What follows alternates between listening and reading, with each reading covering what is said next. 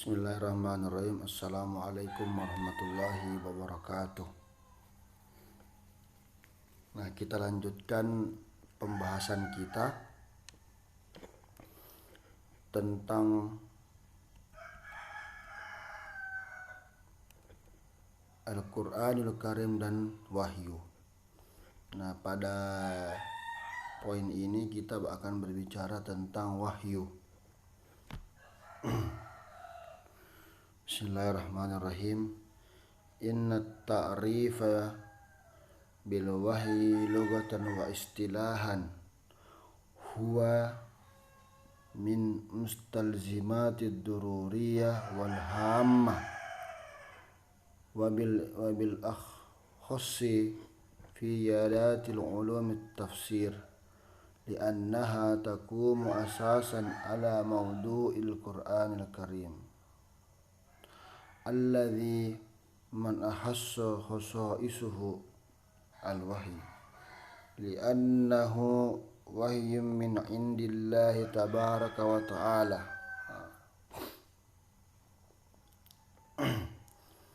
Jadi makna sederhana ini kita mengetahui bahwa wahyu itu terbagi menjadi pengertian bahasa dan istilah.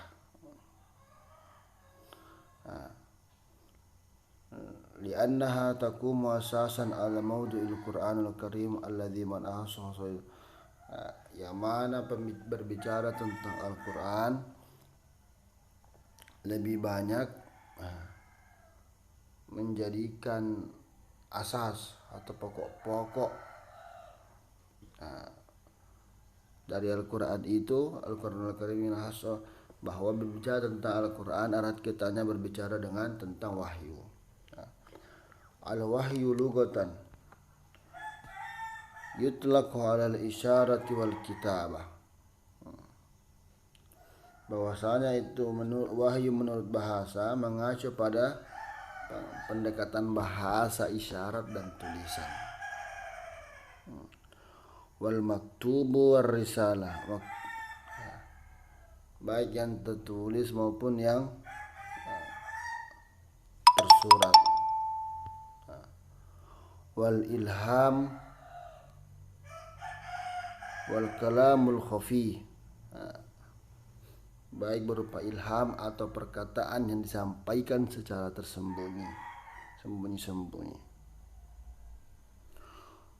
Wa kullu ma alqaitahu ila ghairika khafiyatun fahuwa minal wahyi. Maka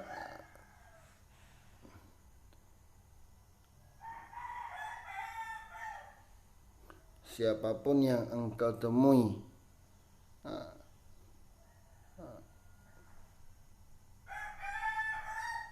dengan cara sembunyi-sembunyi, itu bisa dimaknakan secara bahasa sebagai wahyu, atau bimakna wal ilham wal kalamul khafi. Begitu pula itu adalah ilham sebagai dan juga perkataan yang tersembunyi. Bimakna al-i'lamu fil khafi, informasi yang tersembunyi. Wa min makna lughatil wa min makna bil lugha, dan akhirnya makna secara bahasa wahyu secara membahasa, yakni al-i'lamul adhif. Maka wahyu secara bahasa adalah ilham yang sangat mulia. Kama fi qaulihi ta'ala, sebagaimana yang disabdakan, yang difirmankan oleh Allah Subhanahu wa taala, wa awha rabbuka ilan nahli an ittakhidhi minal jibala buyutan wa minas syajari wa mimma ya'rishun. Dan Tuhanmu mewahyukan kepada lebah Buatlah sarang-sarang di bukit-bukit, di pohon-pohon, di kayu, dan di tempat-tempat yang dibuat oleh manusia. An-Nahl ayat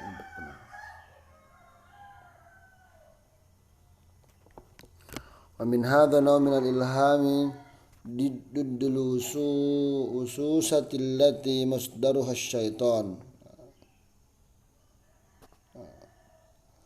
Wa inna syaitana la yuhuna ila awliyaihim liyujadilukum.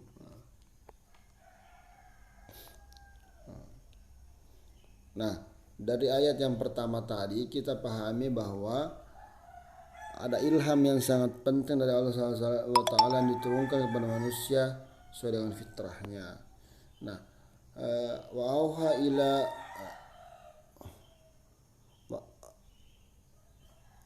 wa auha rabbuka ila an-nahli an ittakhidhil jibala minal jibali buyutan wa minasy syajari wa mimma ya'rishun.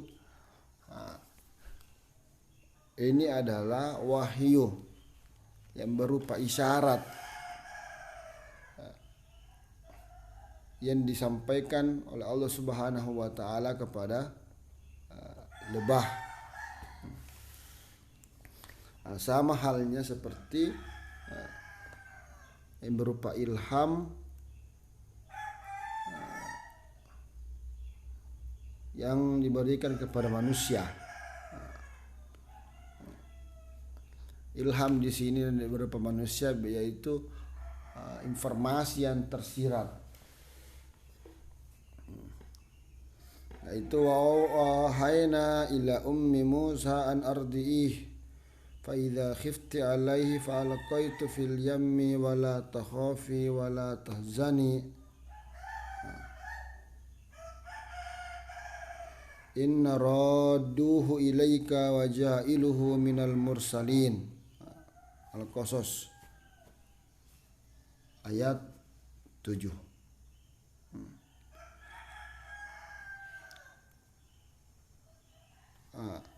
Ini ilham ini berupa inspirasi. Lain halnya dengan ilham secara bahasa atau wahyu secara bahasa yang bermakna rasa was-was. Allati masdaruha syaitan. Rasa was-was yang senantiasa yang menghantui, yang dari syaitan. Wa inna syaitana la yuhuna ila awliyaihim liyujadilukum. Bahwasanya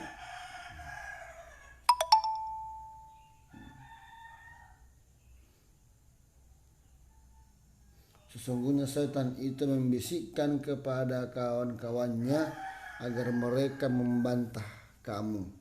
Dan jika kamu menuruti mereka, sungguhnya kamu termasuk orang-orang yang musyrik. Ayat surah Al-An'am ayat 121. Nah, jadi ada ilham berupa potensi, ada ilham berupa inspirasi, ada ilham berupa rasa was-was. Ini pemaknaan wahyu secara bahasa. Fal aslul wahyu fil lugati lamu fil khafi summa istalaha alaihi annahu ta'limullahi ta'ala yanbiyaihi wa rasulihi umuru dinihi wa syar'ihi imma biwasitatil malaikati alladhi yursiluhum ilaihim aw bighairi wasitah bi anna yukallimuhum rabbuhum takliman.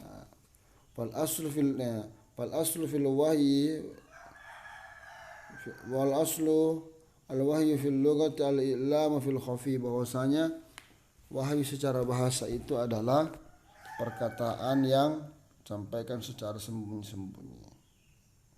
Summa istalaha alaihi. Adapun menurut secara pengertian syariah istilah, yaitu firman Allah Subhanahu wa taala yang diturunkan kepada nabinya atau rasulnya,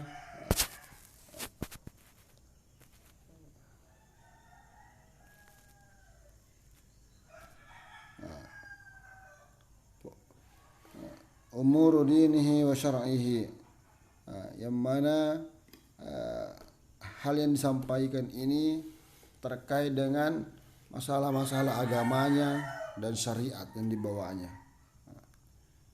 Imma biwasitatil malaikatil ladzi yursiluhum ilaihim, baik berupa melalui perantara malaikat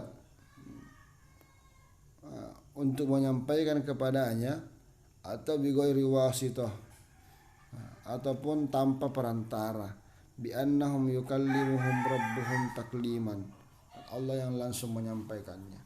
Jadi secara istilah wahyu itu adalah sesuatu yang dibawa oleh malaikat kepada Rasul terkait tentang masalah agama mereka. Begitu pula masalah syariat yang dibawa, baik dibawa langsung oleh malaikat ketemu dengan Rasul ataupun tanpa perantara, yakni Allah Subhanahu wa taala langsung berhubungan dengan Rasul. Nah, jadi ada wahyu yang disampaikan secara langsung pada malaikat, ada Allah langsung yang menyampaikan. Nah, bagaimana caranya? Mari kita lihat kepada pembahasan selanjutnya.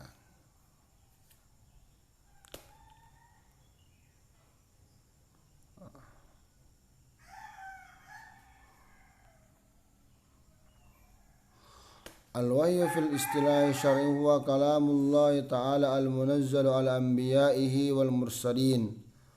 Fahiya anbiya' wa adh-dhahiru ath-thabitu la yartaki ilaihi syakkun wa la tuqbal jadal.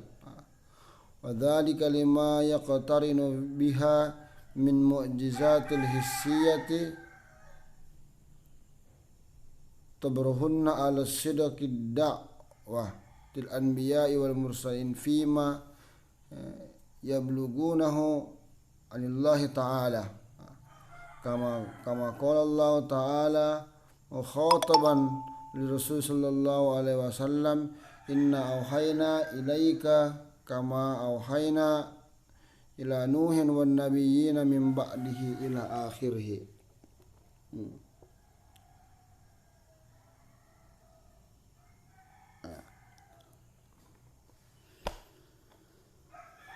Jadi firman Allah Subhanahu wa taala itu adalah firman Allah Subhanahu wa taala yang diturunkan kepada nabi-nabinya dan rasulnya. Fawal wahyu zahir, dan wahyu kepadanya yang bersifat jelas, tetap layar taki ilaiha syakkun wala tuqbalul jadal, yang mana di dalamnya tidak ada keraguan dan tidak ada pula perdebatan. Wadzalika lima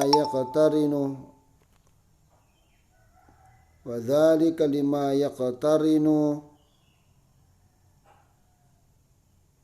biha minal mu'jizatil hissiyah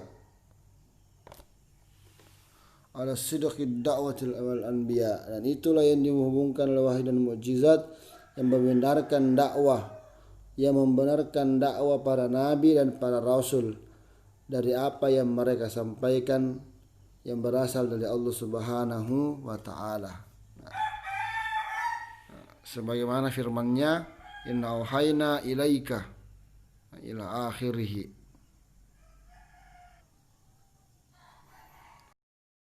Nah, kita lanjut ke anwa'ul wahyi wal ilha, yakni pembagian wahyu atau jenis-jenis wahyu ilahiyah. Walil wahyi anwa' turja'u ila al-wahyil jali wal wahyil khafi, bahwasanya sesungguhnya wahyu itu terbagi menjadi dua.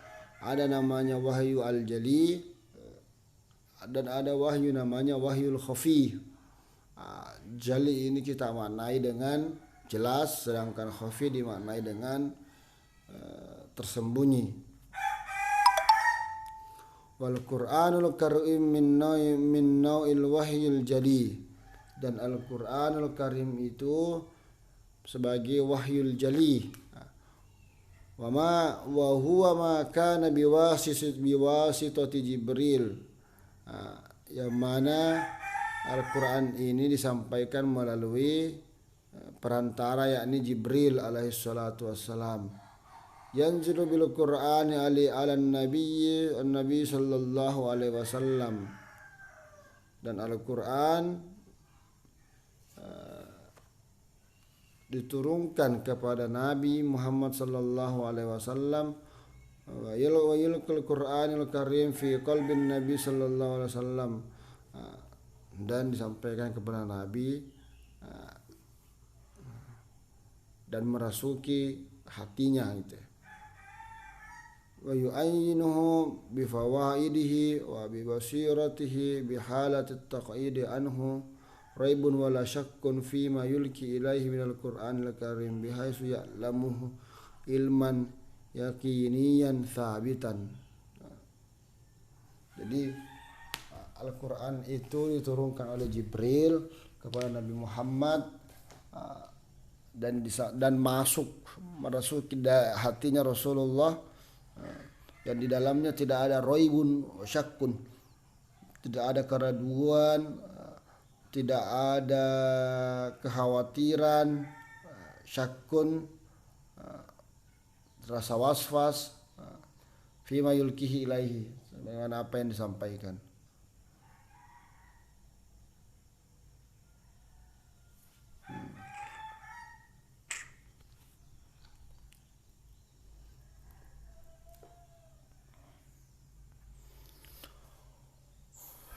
Wa kana lin nabiyil karim sallallahu alaihi wasallam ma'al wahyil jali halatul istiqraqimatun la tunfakku alaihi hatta yantahil wahyi. Bahwasanya sesungguhnya wahyu al-jali itu diturunkan kepada Nabi Muhammad la tanfakku alaihi hatta yantahi, tidak meninggalkannya sebelum selesai. Fakana ta'khudhul buruha, dan menggunakan al-buruha asakilatun ma yulqa ilaihi minal Qur'anil Karim. Wa kana yasma'u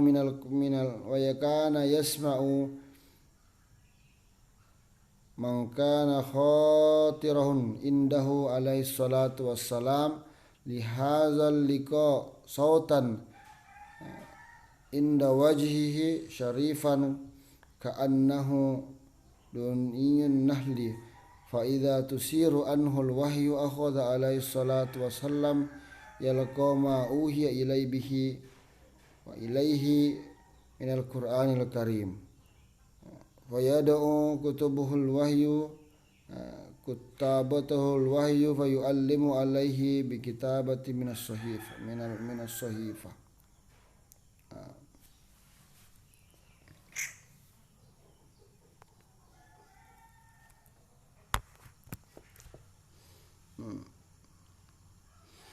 Jadi penjelasannya di sini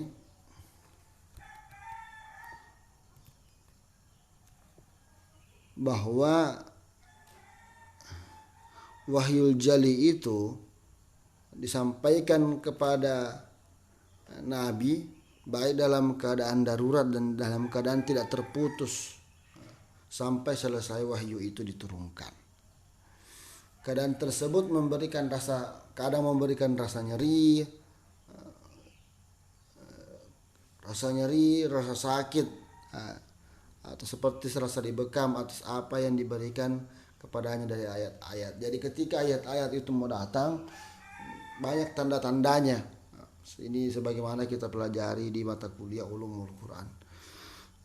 Ketika Rasulullah menerima wahyu tersebut, seakan-akan mendengarkan suara seseorang yang mendatanginya dengan wajah yang bercahaya dan suaranya seperti gema suara lebah.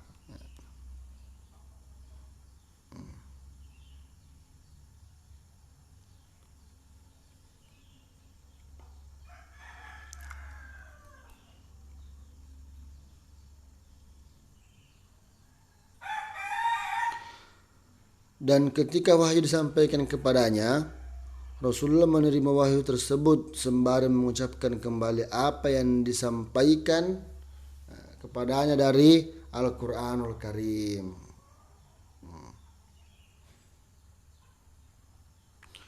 Fayad'u kuttabatul wahyi wa fayu'allimuhu alaihi bikutubi wa yaktubunahu fil sahifah. Setelah itu kemudian beliau memerintahkan kepada para sahabat untuk menulis wahyu pada lembaran-lembaran. Yang mana di sini ada kata fayad'u kuttabatul wahyi, para penulis wahyu, untuk menulis di sahifah, lembaran-lembaran.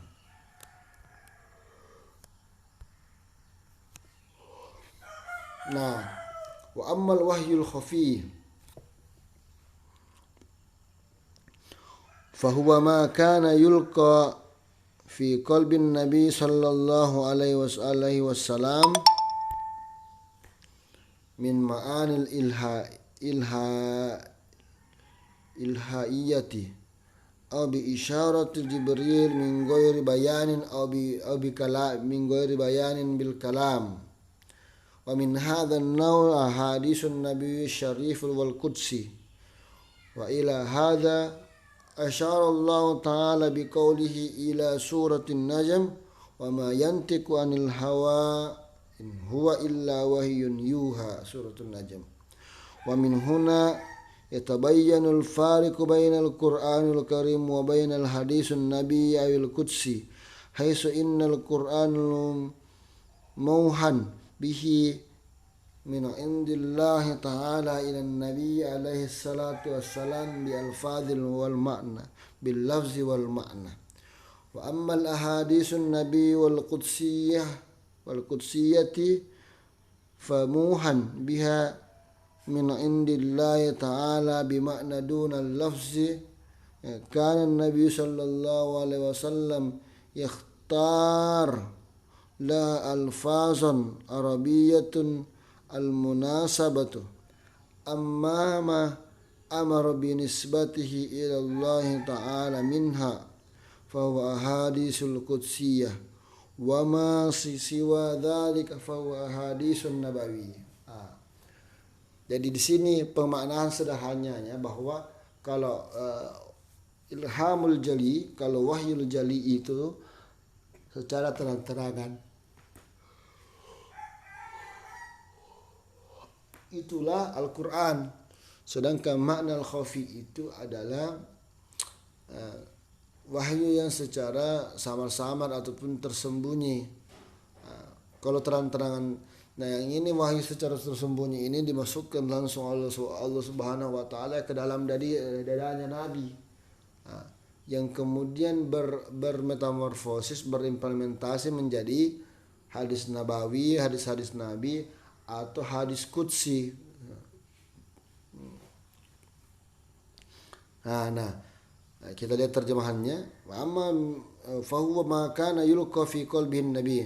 Adapun wahyu yang samar-samar khafi adalah apa yang ditanamkan di dada Nabi, fi qalbin nabi, disimpan oleh Allah Subhanahu wa taala di dadanya Nabi, dari makna ilahiyah atau dengan isyarat dari malaikat Jibril tanpa adanya penjelasan dengan perkataan. Jadi tetap Jibril menyimpan, tapi seakan-akan tidak ada isyarat, tidak disampaikan.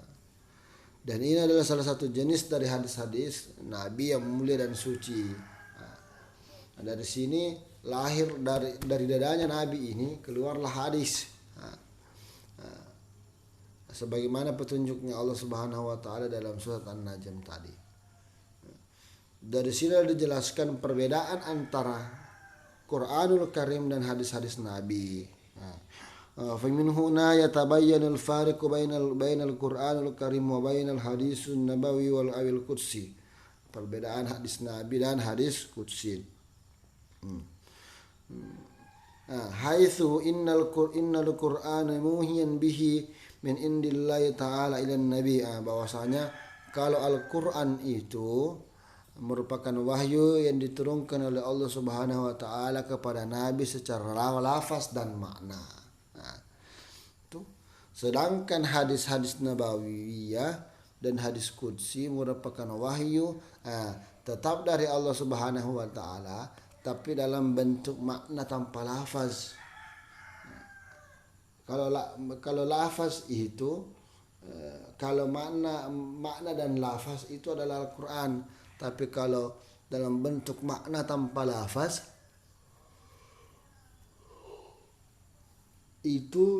itulah hadis Nabi dan hadis qudsi.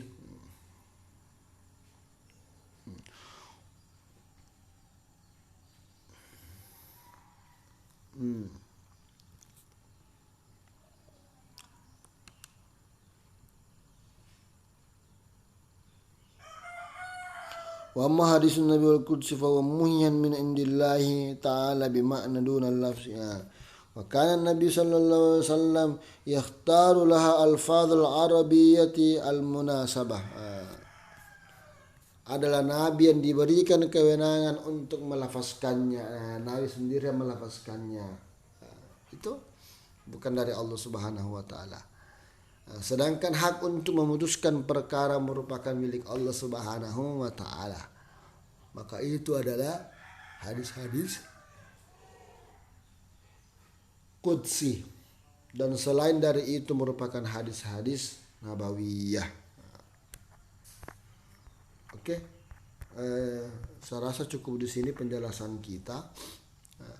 Jadi ada 3 poin di sini yang dapat kita capai. Yang pertama, wahyu secara pengertian bahasa dan istilah sebagaimana yang saya sebutkan di atas tadi. Yang kedua, wahyu secara jelas dan khafi.